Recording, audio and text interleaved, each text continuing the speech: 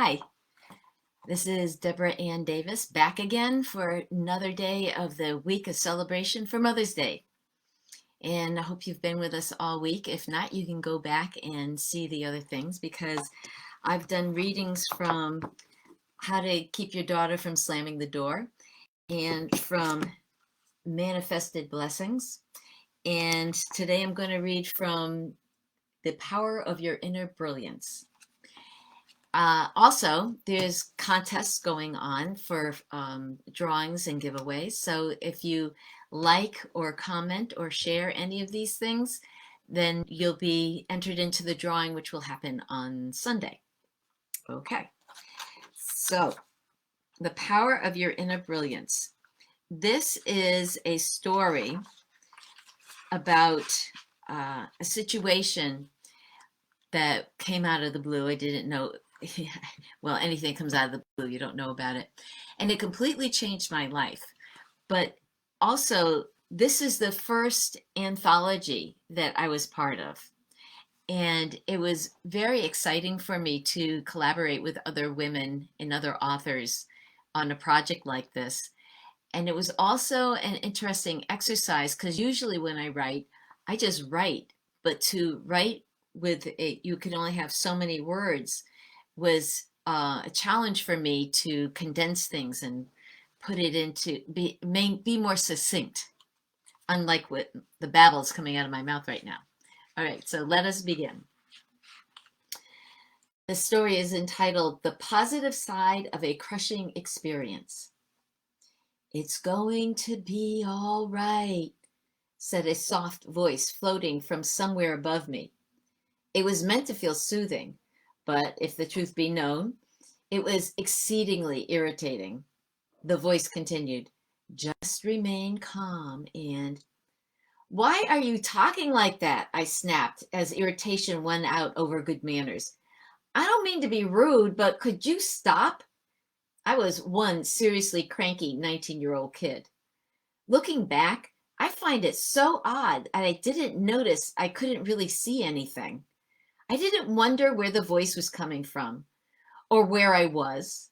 I wasn't curious as to why it was raining inside a car on a sunny day, or that instead of being mid-afternoon, suddenly it was nighttime. I didn't even wonder why I was on the floor of my boyfriend's vehicle. All I knew, in my shock-induced little bubble, was that I was kneeling under the dashboard with my shoulders arched over the edge of the passenger seat, and that my back was bothering me almost as much as that stupid voice. Every time I tried to haul myself back onto the seat, that infuriating speech would start up again. Isn't shock one of the greatest tricks produced by the human body?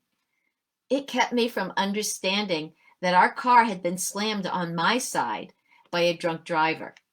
It conveniently provided tunnel vision to prevent me from seeing my two broken legs, or the fact that my boyfriend was dripping blood on me as he struggled to keep me awake.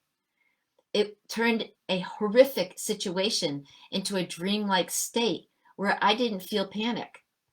But most importantly, shock kept me from feeling any pain.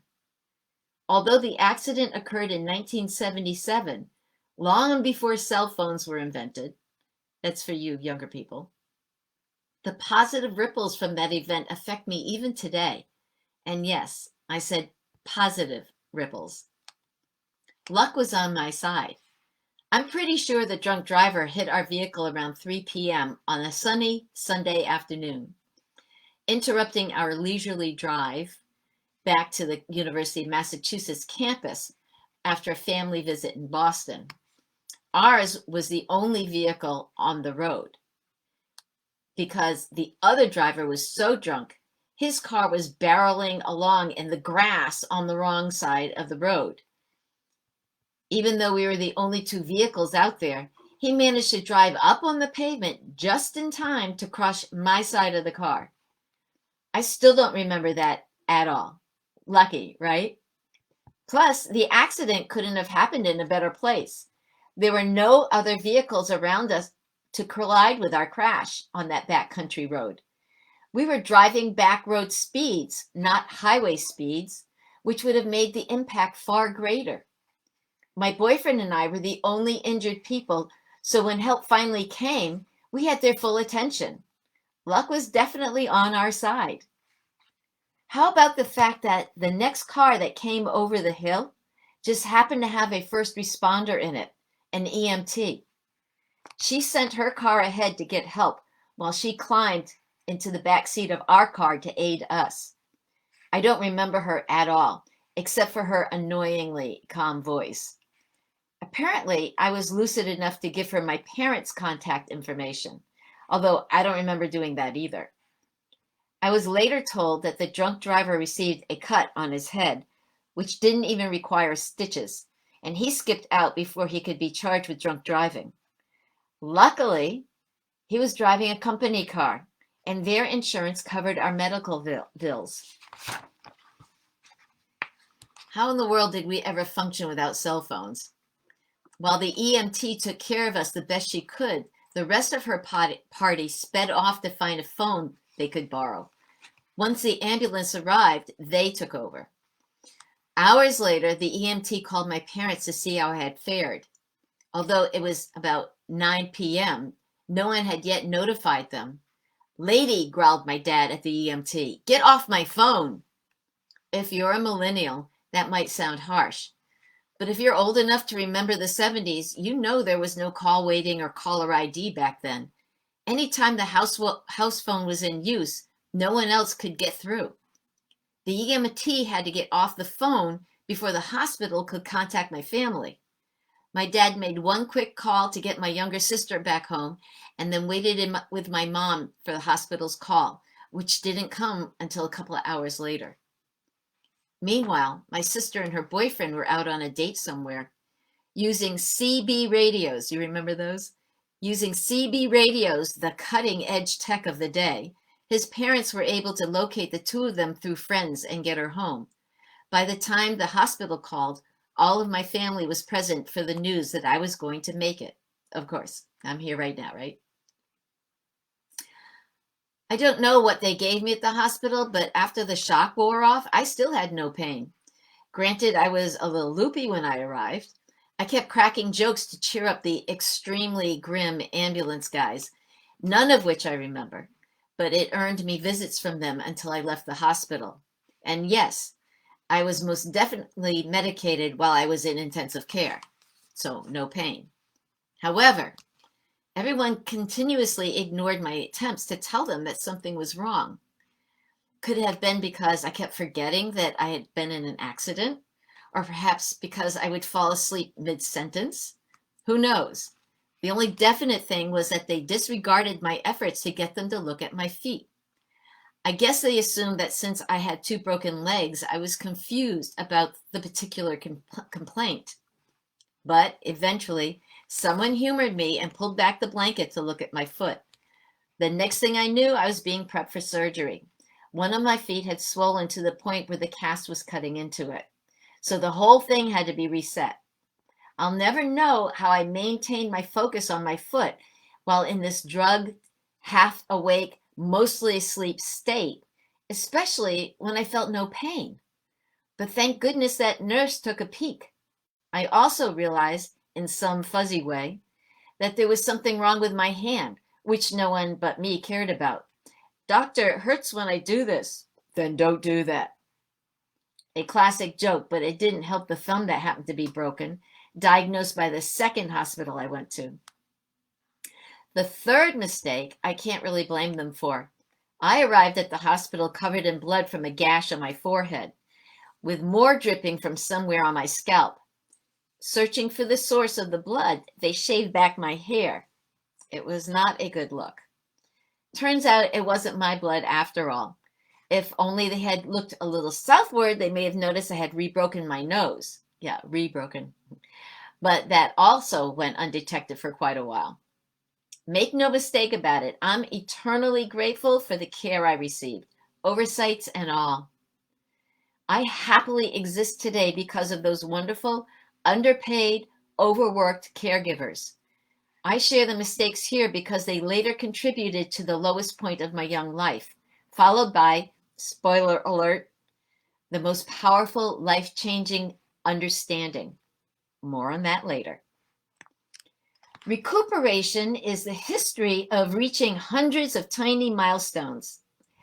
Graduating high school was so exciting, what with my whole life waiting for me to jump in. But it pales in comparison to having the intravenous drip replaced by solid food. The thrill of my first ballet solo was nothing compared to being able to ditch the catheter and function on my own. I was rocking that recovery. It's the little things that count. Excuse me 1 second. I just need a swallow. One more time, I'm going to promote glass bottles. This is a glass bottle for drinking water. Don't drink water out of plastic bottles because when you squish the bottle, the plastic leaches into the water. Okay.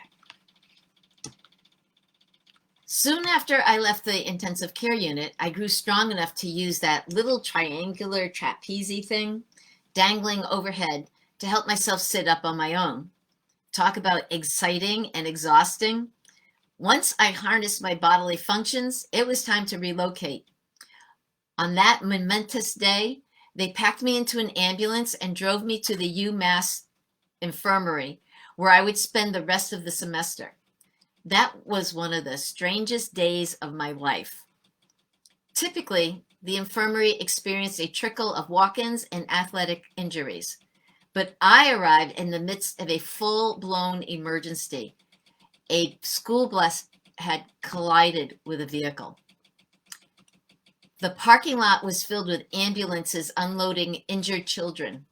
People were rushing around, taking vitals, bandaging, triaging, searching for loved ones. It was a madhouse. My EMTs moved me in my wheelchair into the waiting room and went to see how they could help. Horrified, I tried not to stare at the victims lining the wall. You know that feeling where you can't help but look, and you know you shouldn't because you're afraid of what you'll see? It was awful, until I realized most of them were giggling. Well, if they could be cheerful, so could I. Calming myself down, I was determined to wait until every last one of them had been cared for. Achoo! I was helplessly staring at the middle schooler across from me when he sneezed. To my horror, the force of his sneeze slid the bloody bandage covering one damaged eye off his head and plopped it into his lap. Oops! He scooped it up and replaced it backwards. My bad. He raised it up and he turned the bloody soaked gauze around, but it collapsed in his fingers. Annoyed, he peered at it. Hey, excuse me, how's this supposed to go? He asked a nurse hurrying by.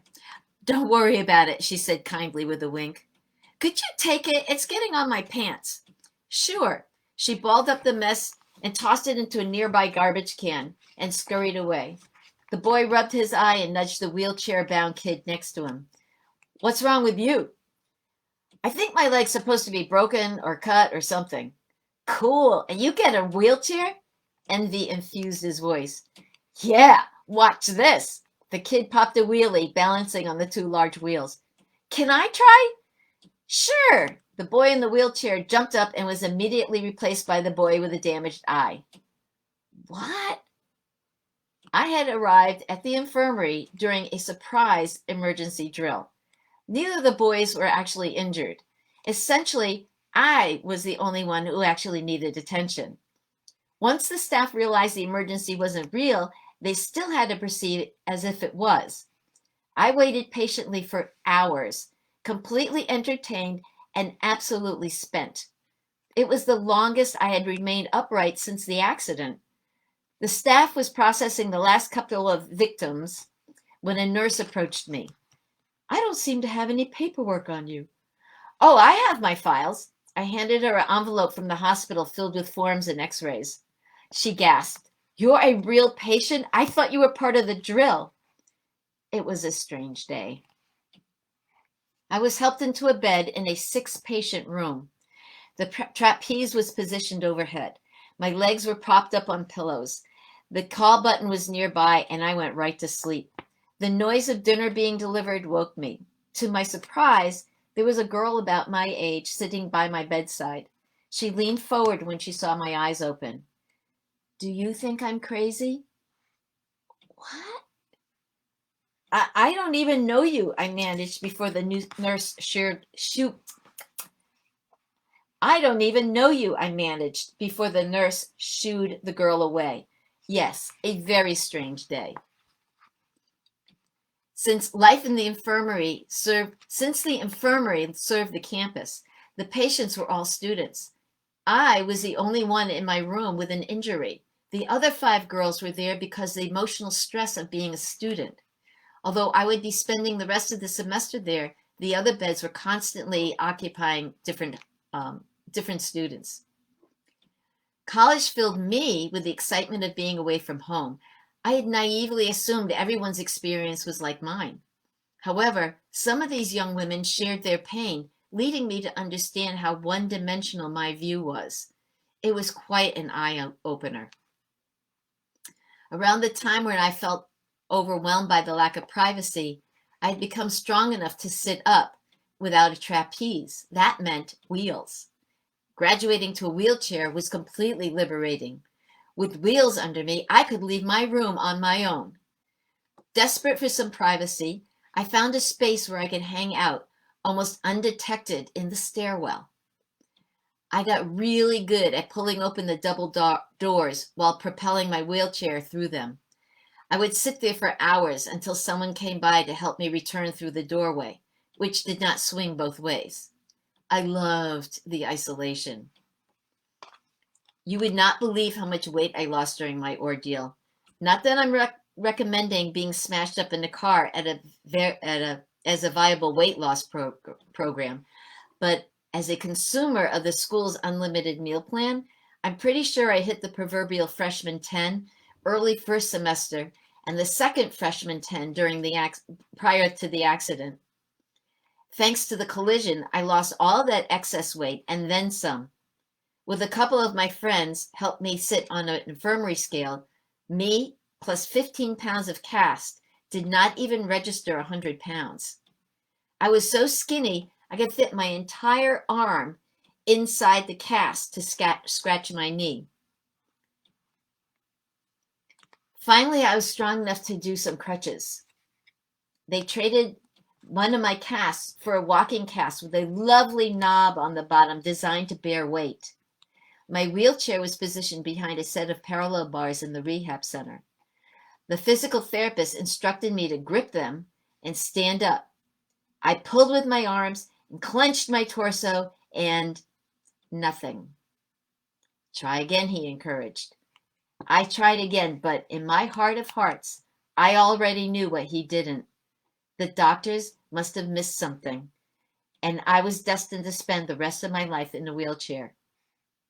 Horror-struck, I fought back tears while going through the motions of trying to get my unresponsive body to stand. I was unsuccessful. Despair crushed my soul as they wheeled me back to my room. For the next few days, I silently obsessed over my pending role as a paraplegic. How was the doctor going to tell me I was paralyzed from the waist down? How was he going to break the news to my parents? How are my parents going to face me once they knew? One thing was for sure, I didn't want to spend the rest of my life in a wheelchair. Fully aware that many people led happy, fulfilled, wheelchair-bound lives made no difference. This was not the life I had envisioned for myself, so I began to plan my suicide. I had my plan all figured out, right down to how to deceive everyone about my intentions.